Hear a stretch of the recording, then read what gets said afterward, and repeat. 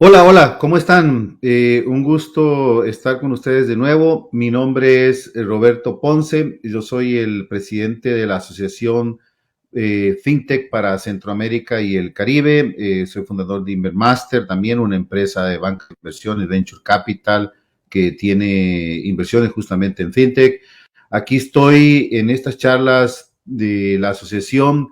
La idea es aprovechar y comentar lo sucediendo en el sector en la región, apoyar a las empresas en básicamente tres temas, ¿no? La asociación está para, uno es apoyar a las empresas en el tema de la regulación, entender cuáles son las nuevas leyes, los nuevos reglamentos que está sucediendo en cada uno de los países, incluso interactuar con los reguladores en cada país. Número dos, dado que la región, digamos, es una región heterogénea, compuesta por varios países, pequeños comparado con lo que está sucediendo en Brasil, México, Colombia, Argentina. La idea es desarrollar una expansión regional y que todos colaboremos y que podamos mejorar y ganar escala, que es uno de los mayores problemas o uno de los temas que tiene el desarrollo del sector. Y tercero es desarrollar alianzas estratégicas entre ellos, conocernos y desarrollar relaciones que permitan mejorar los negocios. Entonces la asociación está aquí para servirlos y la charla de hoy es un poquito entender qué está sucediendo en el sector y cuál es la evolución, o por lo menos hacia dónde creemos que vamos, de dónde venimos y hacia dónde creemos que vamos. Para esta charla vamos a contar con el apoyo de Randall y Alan, y ahí les dejo para que cada uno se presente, qué hace cada uno y en qué está cada uno. Bueno, mi nombre es Alan Willock, soy gerente de producto en Pay, una fintech en Costa Rica, y también soy fundador de Misión Lunar. Hola, ¿qué tal? Mi nombre es Randall Barquero. Soy actualmente secretario de la Junta Directiva de la Asociación FinTech Centroamérica y Caribe y además soy socio de la práctica de banca, finanzas y FinTech en Consortium Legal, y desde aquí tenemos un área de práctica FinTech que cubre todos los países de la región centroamericana con las oficinas de Consortium y abogados especializados en diferentes temas financieros, regulatorios, impuestos, propiedad intelectual, protección de datos, entre otras áreas. Y de manera conjunta y dinámica, pues procuramos apoyar a quienes están inmersos o están por ingresar en todo este ecosistema FinTech. Un gusto estar por acá. Creo que es interesante aclarar, digamos, cuando hablamos de evolución de las fintechs, en qué etapa estamos, ¿no? Hay gente que dice estamos en 1.0, 2.0, 3.0. Tal vez como mensaje interesante es de quería contar, yo pienso personalmente que hay tres eras, ¿no? La primera era ya sucedió hace muchos años, cuando se tiró el primer cable óptico de fibra óptica. Ahí se habla de la era 1, ¿verdad? Cuando empezaron las conexiones entre los bancos, empezaron las conexiones a desarrollar parte de tecnología, a la computarización, digamos, de la parte financiera. Después parece que esto no es ciencia exacta, ¿verdad? Son más o menos tiempos. Y estoy hablando de allá por 860, ¿verdad? No estamos hablando algo, digamos, que es nuevo. Después, en el año, alrededor del año 2000, digamos, justo antes que se desarrolle los teléfonos inteligentes, comienza toda la digitalización de las entidades financieras y de la tecnología financiera, surge el Internet y es ahí, digamos, otra nueva era en donde las tarjetas de crédito fueron posiblemente el gran desarrollo y algunos muy incipientes medios de pago. Pero cuando ustedes empiezan a ver realmente la evolución del fintech comienza a partir del 2014, se dice, cuando Citibank desarrolla un consorcio que se llamaba el Consorcio de Tecnología Financiera, de Servicios de Tecnología Financiera, y ahí el término fintech comienza a aparecer.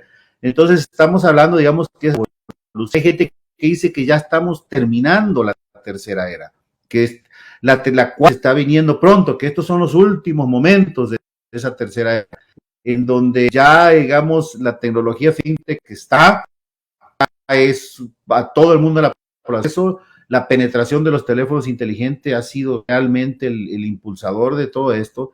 Y tal vez yo le quería comentar, digamos, a Alan y a Randall, si nos pueden comentar qué están pensando ustedes, en dónde está viviendo la región hoy, en qué momento estamos viviendo la región sobre el tema fintech en la región. Interesante lo que comentas, don Roberto, porque finalmente fintech no tiene una definición de diccionario, ¿verdad? Igual 1.0, 2.0 y 3.0. Al final 1.0 es acerca de la digitalización y cada quien lo puede ver en una diferente era, es algo que todos podemos discutir y todos podemos tener la razón. 2.0, algunos dirán que es acerca de el embedded finance y el 3.0 acerca de la descentralización, pero esto es nuevamente, ¿no? Como dijiste, no es ciencia cierta. Yo personalmente creo que ya estamos empezando en la era donde la industria financiera se está convirtiendo en un habilitador de servicios financieros. Entonces vemos Uber en México que da, no sé, tarjetas de débito o cuentas a sus conductores, y esto se vuelve muy interesante porque finalmente la banca no puede acceder a cierta data, por ejemplo Uber, que ya da cuentas, que ya da tarjetas a sus conductores, eventualmente podría decir, ok, voy a dar un crédito basado en los viajes que hacen mis conductores. Entonces tiene cierta data que los bancos no tienen. Pero finalmente no es Uber dando servicios financieros directamente, sino que es a través de fintechs, a través de instituciones financieras que se convierten en habilitadores. Y si seguimos bajo esa parte del 3.0, eventualmente las fintechs, o ya nos estamos convirtiendo en habilitadores de las finanzas descentralizadas. Muy bien. Randall, tú sos abogado, ¿verdad? Tal vez si nos puede dar una perspectiva también de lo que está sucediendo justamente en esta evolución, cómo está la cosa, ¿verdad? El tema regulatorio de los países y el tema de las leyes, ¿qué piensan y están atrasados? Ahí pueden. Claro, claro. Usualmente la regulación, en general, las leyes, los reglamentos, van después, detrás o en respuesta a un fenómeno social, económico, cultural o una combinación. Entonces, realmente si vemos fintech, como la vemos o la queremos ver nosotros en Consortium, como esa interacción entre las finanzas, la tecnología y la regulación, y ello de frente a los consumidores, entonces podemos, creo yo, identificar por lo menos dos etapas o dos momentos que son y serán trascendentales en lo que es la evolución de fintech. El primero es la crisis mundial del 2008, y ahí cuando pensamos en las finanzas fue una crisis muy fuerte, muy significativa, que impactó a todos los países del mundo de una u otra manera, y entonces ahí la tecnología permitió que otros actores pudieran cubrir esos espacios y ofrecer a los consumidores servicios financieros que necesitaban y que por una u otra razón las entidades financieras en ese momento no podían o no estaban enfocadas en poder hacerlo porque estaban atendiendo esa gran crisis y los efectos que vinieron después. Y ahí la regulación se enfocó precisamente en cuidar que esas entidades tan grandes y tan importantes no se terminaran de fragmentar o desmoronar, y que eso pudiera generar un efecto sistémico más grave. Entonces eso permitió que el ecosistema fintech empezara a evolucionar, de la mano por supuesto de esas tecnologías exponenciales que crecen en una velocidad muy acelerada. Ahí se pueden identificar de por sí dos o tres etapas de lo que ha sido la evolución de fintech. En primer lugar, esa evolución donde no había una atención tan grande de la regulación sobre ellas y pudieron surgir y desarrollarse en ocasiones de una manera muy grande en determinados mercados. Después ya se volvieron tan grandes como para llamar la atención, y entonces ahí se discutía si eran amigos o enemigos de las entidades financieras, pero es un poco lo que decía Roberto en esa época, que ya el término se acuñó y se empezó a usar más comúnmente. y después, en una tercera fase, cómo ya detectar oportunidades de colaboración, de alianzas, de complementariedad entre esos nuevos emprendimientos que ya algunos estaban madurando y los servicios de las entidades financieras tradicionales, ya tal vez superada la parte más grave de esa crisis financiera mundial. ¿Y cuál es la siguiente etapa que vemos nosotros? La pandemia y lo que venga post pandemia. Ahí no fue las entidades financieras ni la tecnología, sino fueron la sociedad, los consumidores, que a raíz de todo lo que ha traído la pandemia, pues vivieron o vivimos otra realidad, y a partir de ahí, pues el reto para el ecosistema fintech fue poder seguir proveyendo o buscar nuevas formas de seguir proveyendo los servicios financieros a las personas que no podían salir, que no podían trasladarse. Y creo que fue muy exitosa la forma en que eso se ha logrado y ha permitido aumentar sustancialmente la bancarización, el acceso a la tecnología, el interés por permitir que los servicios puedan estar accesibles para las personas. Entonces me parece que estamos ante una nueva era que la vamos a seguir viendo con más claridad conforme vayamos saliendo de la pandemia, y ya los consumidores acostumbrados a recibir esos servicios financieros de otra manera. La regulación, como dije al principio, pues vendrá reaccionando un poco después, ¿verdad? Tal vez hay más conciencia ya de lo que es fintech, de la importancia no de centrarse en quién presta los servicios financieros, sino para quién son, de las necesidades de los usuarios, de las necesidades de los países, del crecimiento económico, y por lo tanto pues sí vemos una transformación importante de la regulación para nivelar la cancha, establecer oportunidades para una mayor complementariedad, un mayor acceso a los datos de los consumidores para que ellos mismos los administren y permitan que diferentes proveedores de servicios puedan utilizarlos en beneficio de los consumidores. Buenísimo.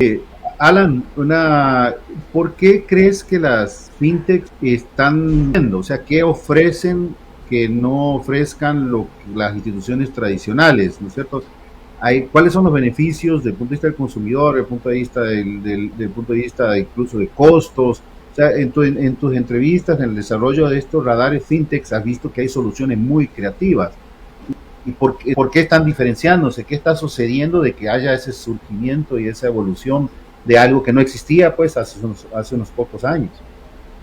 Sí, vamos a ver, yo creo que fintech, por lo menos en mis términos y en lo que la gente generalmente piensa, es acerca de empresas que están innovando por medio de la tecnología financiera.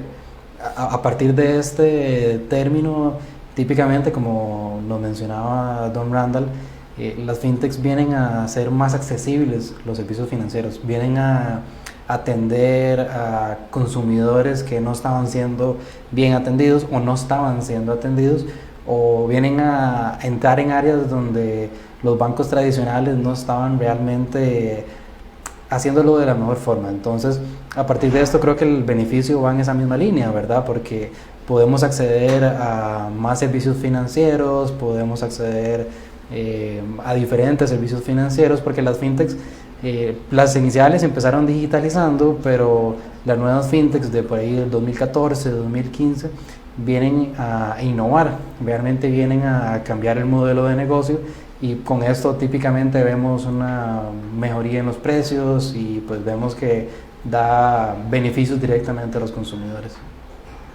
Perfecto. Randall, y en términos de, yo soy una fintech, digamos, ¿qué me enfrento en cualquier país listo, abro mi negocio, desarrollo mi tecnología, como decía Alan, y no hago una innovación que nadie antes la hacía, o rápido, mejor, con mejor calidad, digamos, logro una ventaja competitiva? ¿Y qué me enfrento a la hora? Los países, me inscribo, no me inscribo, me regulo, no me regulo, pido permiso, no pido permiso. Digamos, ¿cómo enfrenta, digamos, un emprendedor o un empresario en esta industria ante esa cosa que es nueva, que a veces ni se sabe, ¿verdad? ¿Qué ha sido tu experiencia y qué hacen, digamos, todas estas empresas que están desarrollándose en el sector? Sí, muy buena pregunta, Roberto.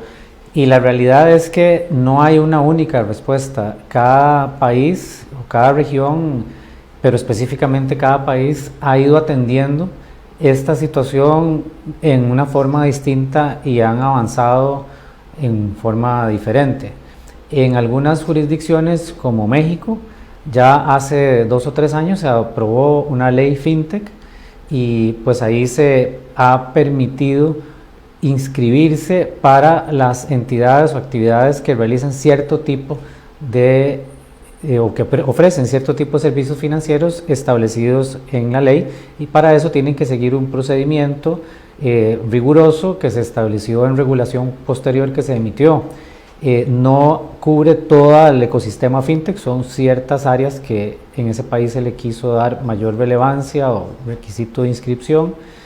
En otros países no han seguido ese camino, no hay ley fintech prácticamente en ningún otro país en contexto latinoamericano. Sí se han regulado actividades específicas, el crowdfunding, por ejemplo, en algunos países hay regulación sobre eso, ya en otros se empieza a hablar de legislación sobre, por ejemplo, El Salvador, que aprobó recientemente una ley Bitcoin. Más que leyes, sí los reguladores financieros han ido estudiando el tema, aprobando alguna normativa. Yo lo que diría es que en su gran mayoría los países se han dedicado a atender este tema desde la perspectiva de la prevención del lavado de dinero.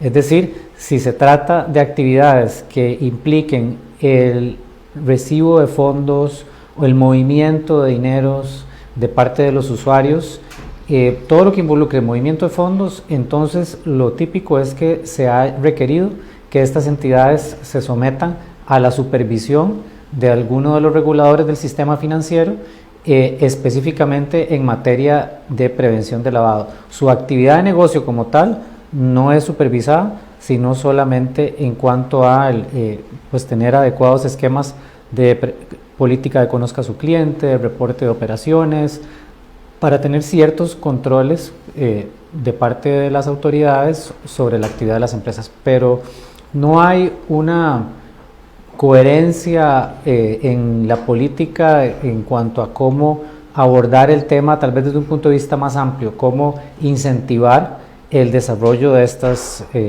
actividades, de esos emprendimientos, como describía Alan, cómo acercar a las personas, a los usuarios, a estos servicios, cómo permitirles que ofrezcan modelos de prueba que el regulador pueda estudiar, lo que se le llama un sandbox regulatorio, de manera que se pueda analizar con un poco más de detalle cuál es la interacción, cuáles son los riesgos, y a partir de ahí pues ofrecerle a estos emprendimientos la posibilidad de salir al mercado de una forma más segura.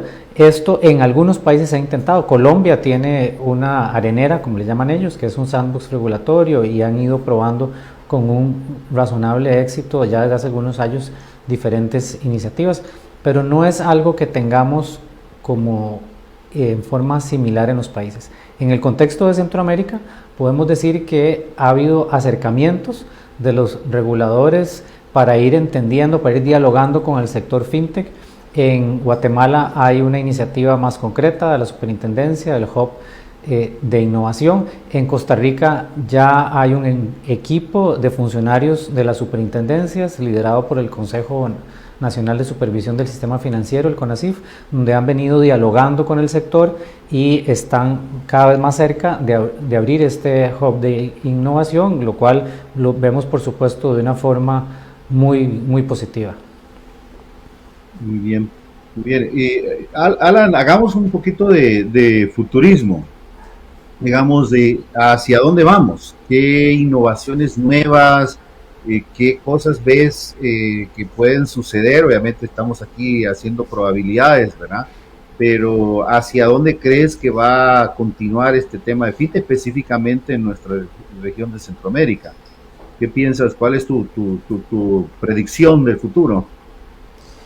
Yo creo que en la región de Centroamérica es bastante sencillo predecir el futuro, dado que típicamente en la región es normal que vayamos unos pasos atrás con referencia a Europa o Estados Unidos, entonces quizás es un poco más sencillo y hacia dónde van esas regiones o hacia dónde están, ¿verdad? Por ejemplo, habilitar los servicios financieros para que muchas empresas se puedan convertir en fintechs o proveer igual servicios financieros. Es algo que ya está pasando y va muy de la mano del open banking, de poder tener datos abiertos de la industria financiera, del banking as a service, que pues va de abrir la infraestructura tecnológica a terceros como fintechs o otras instituciones. Entonces eso va a permitir que haya un auge, ¿verdad? Creo que para que tenga cierto impulso tiene que haber una regulación, porque si no son acuerdos privados, entonces tenés que ir donde una institución financiera y llegar a un acuerdo, y no es lo mismo que open banking con una regulación que tenés APIs abiertos y pues hay una ley que te dice o le dice a las instituciones financieras que tienen que tener APIs abiertos. Por otro lado, ya yendo más hacia el futuro, creo que las fintechs igual en ese mismo orden de ideas se van a convertir en habilitadores, pero de las finanzas descentralizadas. Entonces creo que el cripto, en general el blockchain y las finanzas descentralizadas no son tan sencillas, no tienen la mejor experiencia de usuario. A veces es complicado entenderlas, es complicado usarlas, a veces puede ser riesgoso, y creo que ahí es donde las fintechs y los bancos innovadores o las instituciones financieras innovadoras se van a convertir en habilitadores, porque yo como consumidor, si quiero hacer uso de las finanzas descentralizadas, pues me va a costar si no sé del tema. Entonces creo que ahí es donde las fintechs y los bancos innovadores pueden llegar y poner su nombre y decir: yo avalo esta tecnología, yo avalo esta finanza descentralizada, y pues creo que así podríamos como llegar a convertirnos en habilitadores. Creo que la parte más futurista, que es algo que todavía se está dando, va sobre las finanzas descentralizadas. Bueno, tal vez si nos das unos segundos de qué es finanzas descentralizadas para los que no conocen. Vamos a ver, un ejemplo de las finanzas descentralizadas podría ser que Randall, Roberto y yo queremos ir a un evento fintech, al Money 2020 del 2022, y nos ponemos de acuerdo y decimos: bueno, vamos a depositarle a Alan $200 por mes, y luego cuando ya venga el Money 2020, Alan se encarga de comprar los tickets. ¿Qué es lo que pasa aquí? Y es que ustedes confían en mí, y podría pasar que tenga algún problema y decida usar el dinero para otra cosa. Entonces, con las finanzas descentralizadas, lo que nos permite es eliminar la confianza en Alan, sacarme del medio, y depositamos la confianza en la tecnología. Entonces, por medio de la tecnología se crea un protocolo donde decimos: la tecnología va a tomar de nuestras cuentas de 200x al mes, y lo va a depositar en una cuenta, y luego se va a encargar de comprar los tiquetes para el avión, de hospedaje y el Money 2020. Entonces, con las finanzas descentralizadas lo que hacemos es quitar la confianza que depositaron en mí del medio, y pues a partir de ahí empezamos a confiar en la tecnología. Y, Randall, ¿qué diría uno que escribe los diputados, los reguladores, los que hacen las normativas, los empleados de las diferentes superintendencias, o sea, los políticos, ante una situación como esta, una evolución donde ya no hay una entidad ni siquiera intermediaria, o sea, está todo en la nube? ¿Qué piensas cómo van a reaccionar o hacia dónde van a ir? ¿Van a prohibir todo? Y específicamente incluso el tema de blockchain y todo lo que está sucediendo en cripto, ¿no es cierto? Hay gente que está asustada, esto es para robo, sirve para que todo sea mal usado.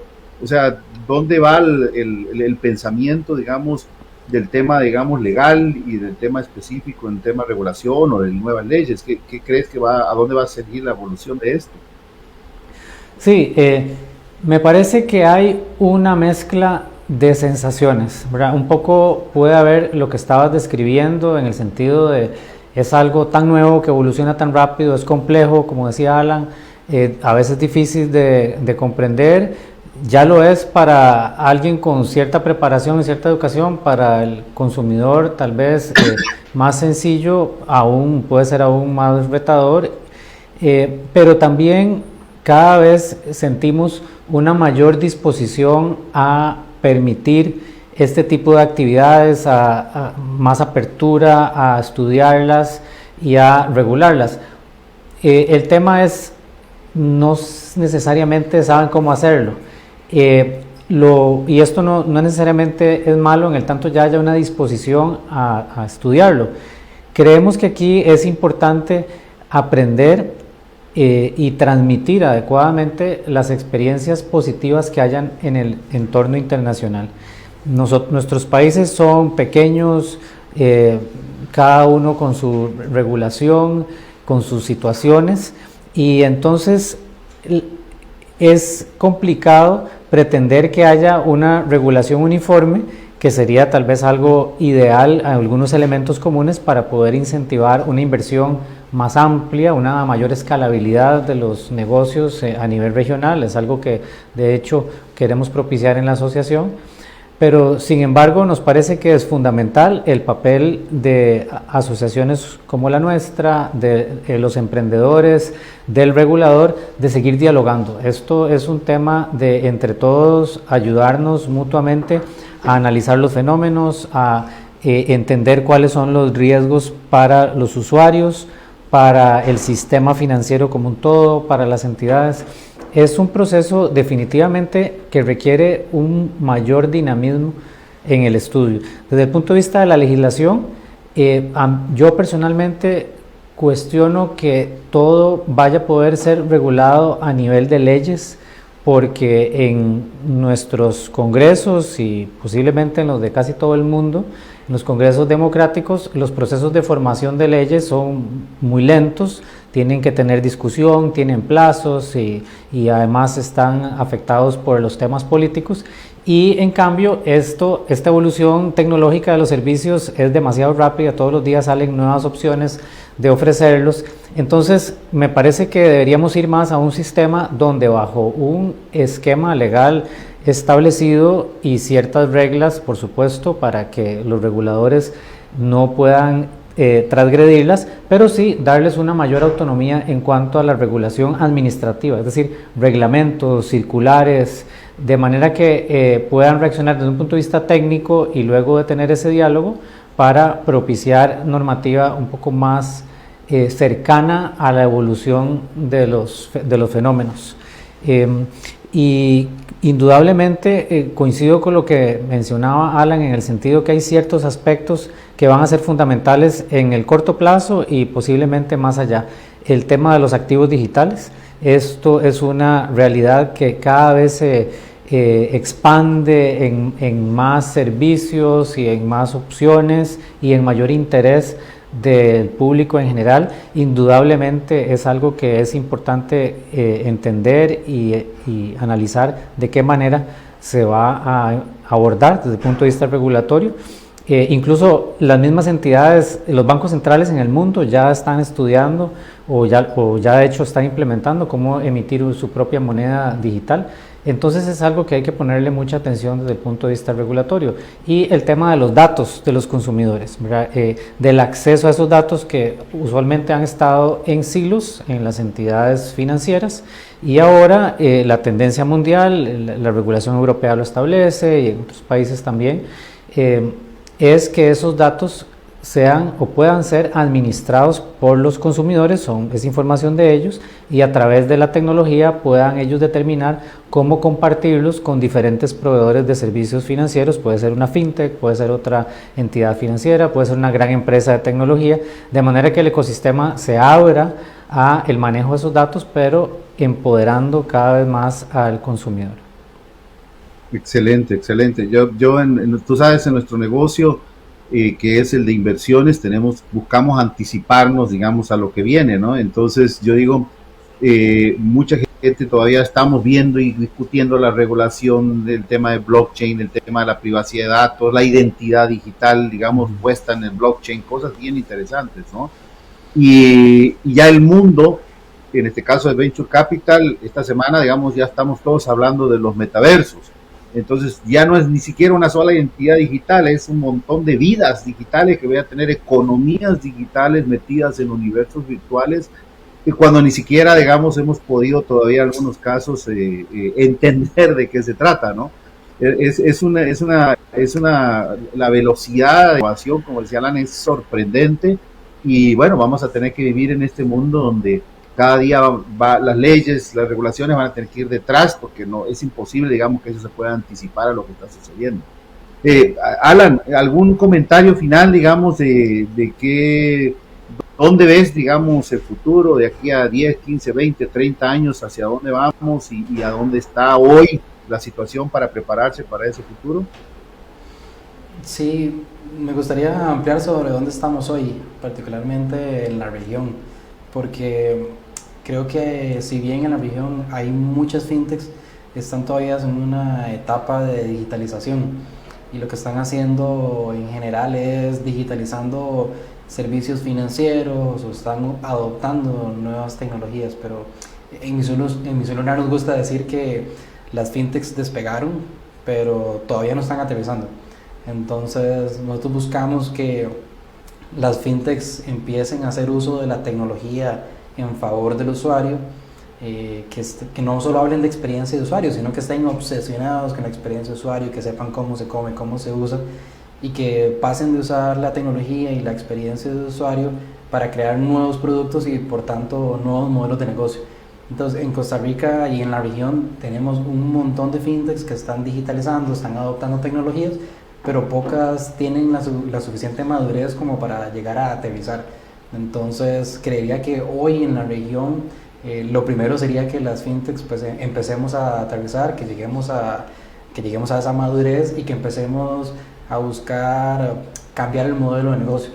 Y por último, me gusta mucho decir que en las fintechs nos pasa mucho que nos centramos demasiado en la innovación, pero olvidamos que hay que ser rentables. Entonces, por último, tenemos que ser rentables, porque al final las fintechs hacemos más accesibles los servicios financieros, los democratizamos, pero si no somos rentables no vamos a lograr continuar democratizando los servicios financieros.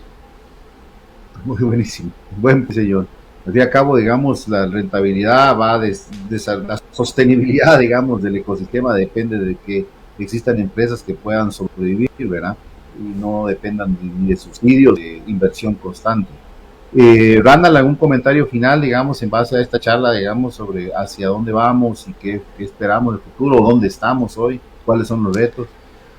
Sí, me parece que queda claro lo que hemos conversado, que hay mucha efervescencia, mucho dinamismo y que eso en lugar de detenerse más bien cada vez se va a ir expandiendo más, y una necesidad de los consumidores de tener servicios financieros cada vez más accesibles para ellos y más adecuados a sus necesidades. Entonces, desde el punto de vista de la regulación, me parece muy importante ese diálogo que ya inició, que este año se ha intensificado mucho más, y en la asociación hemos sido actores y testigos y colaboradores en ese sentido, de manera que haya una mayor comprensión de los reguladores de cuál es este ecosistema, de estas necesidades que decía Alan y las de los consumidores.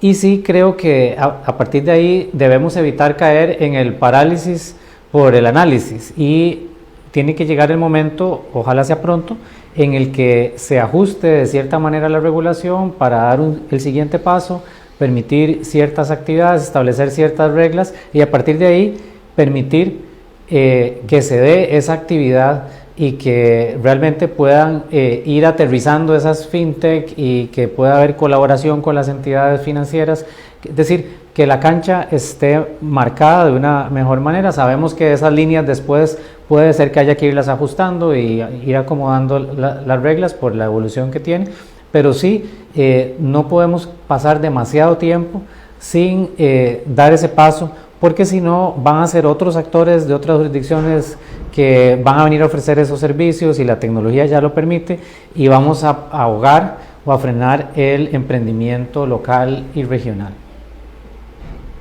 Excelente. Bueno, A mí no me queda más que darle muchísimas gracias por su tiempo el día de hoy y comentarle a tanto los asociados y al público en general que vamos a seguir haciendo este tipo de charlas en donde la idea es apoyar, desarrollar, incentivar, motivar, digamos, el desarrollo del ecosistema fintech.